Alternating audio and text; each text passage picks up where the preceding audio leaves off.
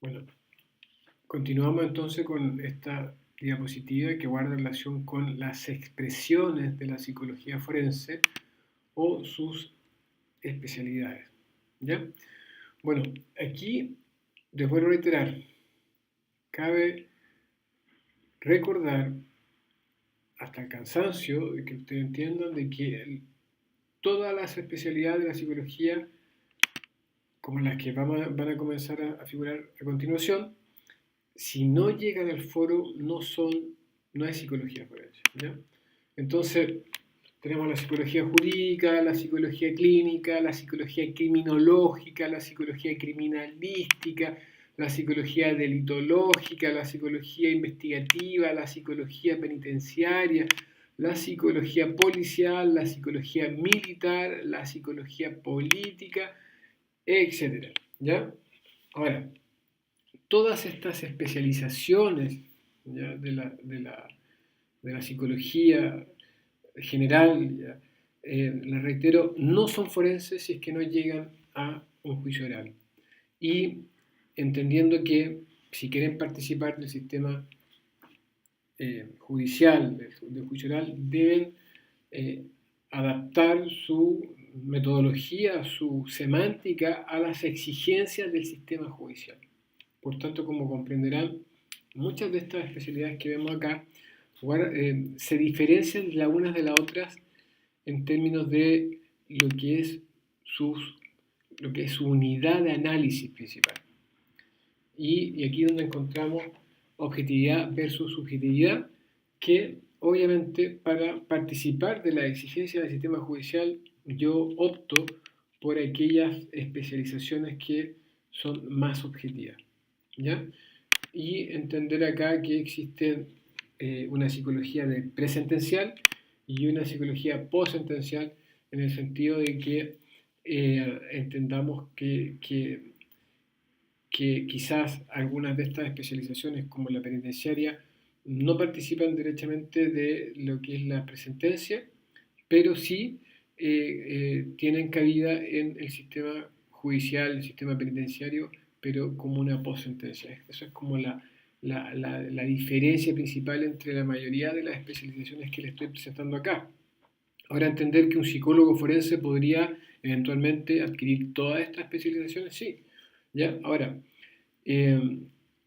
lamentablemente, la formación de los psicólogos forenses, entre comillas, en términos de lo que es la influencia universitaria, guarda relación con lo que es estrictamente la psicología clínica. ¿Ya? O sea, si ustedes revisan las ramas de las mallas curriculares de las carreras, o sea, de las especializaciones de psicología forense, de los posgrados asociados a psicología forense, van a encontrar una psicología forense disfrazada, una psicología clínica disfrazada de forense, pero que en rigor es muy subjetiva y utiliza, o sea, técnicas proyectivas, técnicas, o sea, como que vuelven inseguro a los forenses en el sentido que no son capaces de desarrollar una pericia, de analizar un hecho en materia de investigación, sino cuentan con pruebas proyectivas, pruebas o psicometría, o sea, acá como que están todavía con el tema que aquí tienen un paciente, tienen que establecer un diagnóstico,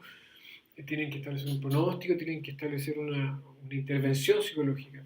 No necesariamente, les reitero, o sea, en el juicio oral esas son materias secundarias y que claramente si tú eliges el camino de ser una compañía o ser protagonista de un juicio oral, ahí claramente yo optaría por especializarme en aquellas psicologías cuyas unidades de análisis ya son un poco más objetivas, son un poco más basadas en hechos, en evidencia. De hecho, la psicología forense, o sea, claramente, les reitero, para llegar al juicio oral, está íntimamente relacionada con la adquisición, la explicación, la fundamentación, el procesamiento de evidencias. ¿Ya? Entonces, entendiendo que existen distintas calidades de prueba, distintas calidades de evidencias, vamos a entender de que en una de otras estas especializaciones nos van a servir más o menos para poder salir airosos de un juicio oral, para poder hacer un aporte realmente, para ser protagonistas de un juicio oral, protagonistas de la fase probatoria. ¿Ya? Bueno, la unidad de análisis de la psicología jurídica es obviamente el derecho en términos de lo que es la ley local, ya entendiendo cuáles son los parámetros que se establecen en cuanto, por ejemplo, a derechos humanos, materias constitucionales, materias civiles, materias familiares, derecho a familia, entiéndase así, derecho penal, mediación, etcétera. O sea, yo tengo evaluación psicológica forense, muchas veces también es importante explicar, fundamentar aspectos más psicológicos de una evaluación psicológica forense respecto de algunos hechos en materia de investigación. Yo tengo esa especialidad, en la primera. También tengo una formación clínica en términos de pregrado y posgrado también. De hecho, gran parte de lo que es los postítulos que ustedes encuentran en las carreras de psicología guardan mucha relación con la clínica. Y con la experiencia uno se va desligando un poco, alejando de lo que es la clínica en el ámbito forense, pero digamos que es como, no, es ineludible, o sea, tú te vas a encontrar sí o sí con aspectos de la psicología clínica, ¿ya? También está la psicología criminológica, entendiendo que la unidad de análisis acá son los fenómenos, entendiendo cómo ocurren, eh, eh, por qué ocurren los fenómenos delictivos, criminológicos, etc. Y también tenemos la psicología criminalística, que por lo menos yo las he repasado prácticamente todas para poder, en términos ya casi más de 15 años de experiencia, y la unidad de análisis de la criminalística es fundamental para un forense en términos de comprender, de establecer, de determinar cómo ocurren los hechos de materia de investigación, cómo ocurren los delitos, cómo ocurren los crímenes, ¿ya? Entonces es fundamental entender, adquirir las herramientas como para poder determinarlo. Entonces es fundamental desde el punto de vista forense adquirir conocimientos criminalísticos, ya sea a través de criminalísticos conductuales, psicológicos, pero siempre asociado directamente al hecho de materia de investigación, a cómo ocurren las cosas, a diferencia del criminológico, que es por qué ocurren determinados fenómenos. ¿Ya? Más fenomenológica, más amplia la criminología respecto de la criminalística, que son más herramientas más aplicadas, más ligado más a un oficio que a una teoría. ¿Ya? Bueno, en lo personal yo agrego psicología delitológica, que es un término que yo utilizo porque es mucho más amplio que la criminología, que la criminalística, entendiendo de que la lógica del delito está asociada directamente a lo que es el derecho penal. En mi carrera profesional me ha hecho mucho más sentido esta semántica que la que ya existía. ¿Por qué? Porque yo no solamente estudio crímenes o estudio fenómenos criminológicos, sino que me enfrento día a día con simples delitos, ¿ya? Entonces, cuando al no existir una semántica, a una unidad de análisis asociada directamente al delito, ya sea por acción o omisión, como que uno tendría a confundirse. Y yo creo que la psicología delitológica a través del tiempo va a adquirir un sentido no solamente semántico, sino que un sentido de aplicabilidad eh, eh, muy importante, ¿ya? Que obviamente va a absorber, probablemente va a involucrar y va a la que es la psicología criminológica y la psicología criminalística. También tenemos la psicología investigativa, cuya unidad de análisis obviamente es la aplicación de investigaciones ligadas obviamente a hechos en materia de investigación. Entonces, aquí Cantor es un exponente, en Inglaterra se utiliza mucho, se habla mucho de psicología investigativa en cuanto a la aplicación de la psicología a hechos en materia de investigación, ¿ya? O sea, de investigaciones ligadas derechamente a crímenes expresivos, ¿ya? En el fondo que guardan relación con psicopatología. También tenemos la psicología penitenciaria, que es muy importante, pero que existe después de un juicio oral. O sea, digamos que eminentemente no es 100% forense, sino que guarda relación con otros aspectos que aquí sí que la clínica podría eh, aportar más, ¿ya? Porque aquí tiene que ver con temas de evaluaciones psicológicas, evaluaciones de peligrosidad, evaluaciones de reincidencia, de personas de rehabilitación, de permisos dominicales, etcétera, etcétera. Entonces, aquí ya encontramos cuando una psicología distinta que es muy poco probable que participe de juicios orales, pero que sí está ligado al sistema judicial, al sistema penitenciario, y que efectivamente, en términos de lo que es su análisis, sí está más asociada a lo que es la psicología clínica. ¿Ya?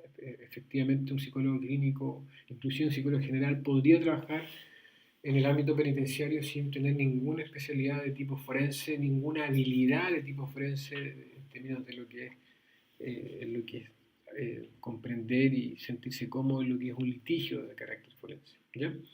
Bueno, también está la psicología policial que trabaja directamente con las policías y que también pericia la conducta policial. Aquí encontramos la policiología, ¿ya?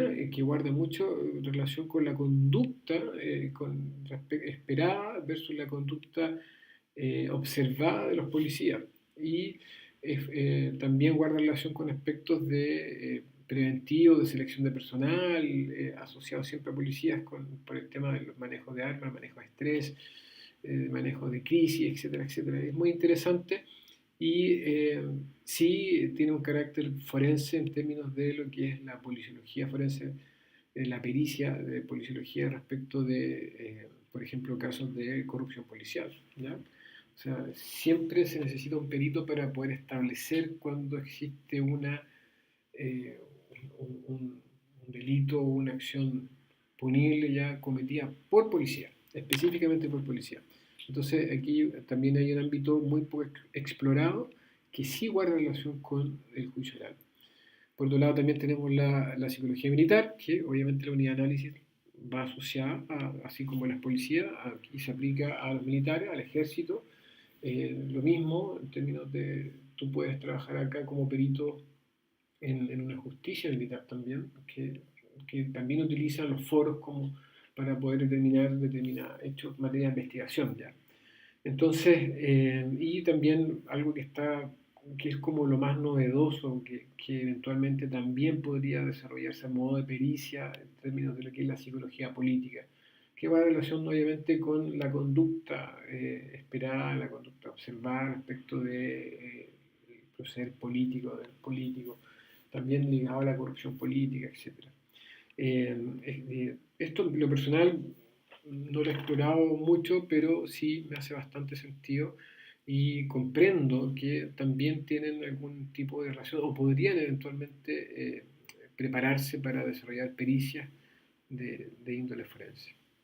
¿Ya? Entonces, recordar que la psicología, reiterar de manera majadera, pero hay que reiterarlo para que ustedes nunca lo olviden, que la psicología que no llega a juicio oral no es psicología forense. ¿Ya? Pueden ser todas estas especializaciones, las pueden tener todos ustedes, pero mientras no se expresen, se manifiesten al interior del juego de credibilidad de un juicio oral, de la dinámica de un juicio oral, no son forenses.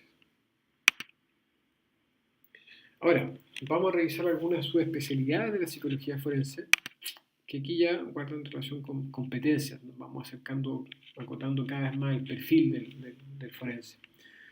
Bueno, y como ya hemos repasado y hemos reiterado en varias ocasiones, forense guarda relación con lo que es juicio oral, y claramente todo este juego de credibilidad se basa en el principio de oralidad. Por tanto, una de las primeras subespecializaciones que debe tener un psicólogo forense o cualquier perito forense es habilidades en oratoria. Ojo con eso, es fundamental.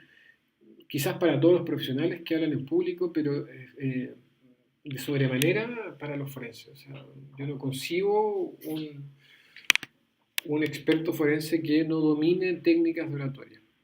Ojo con eso, deben capacitarse, una especialidad, una subespecialidad, pero fundamental, fundamental deben adquirir esas competencias en términos de oratoria. ¿Por qué? Porque el juicio oral se basa en el principio de oralidad. Ustedes no pueden leer, tienen que hablar en público y además bajo presión.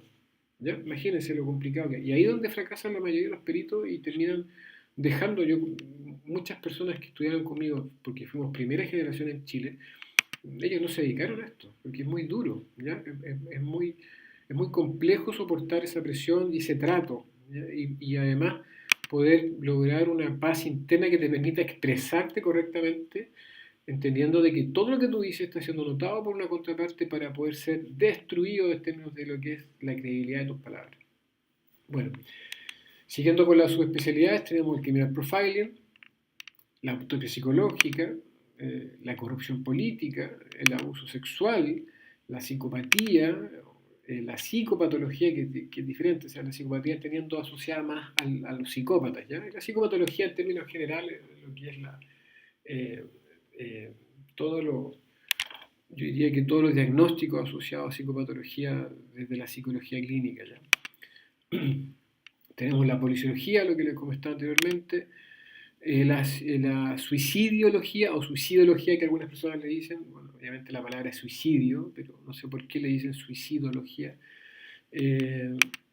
Y también tenemos la operación de psicología. Bueno, estos son algunos ejemplos, muchos más, pero estas son subespecialidades que claramente guardan relación con pericia, por tanto, tienen su espacio ya, van a ser requeridos en algún momento en determinadas causas en el ámbito forense en un juicio oral. Bueno, entonces ya vamos finalizando este curso introductorio gratuito que pretende actualizar los conocimientos y pretende un poco romper bastantes mitos en relación a lo que es la psicología forense, porque hay una confusión muy aguda, generalizada, que inclusive se expone de manera oficial en las principales universidades donde se enseña la psicología forense. Bueno, así que nos vemos en la próxima diapositiva.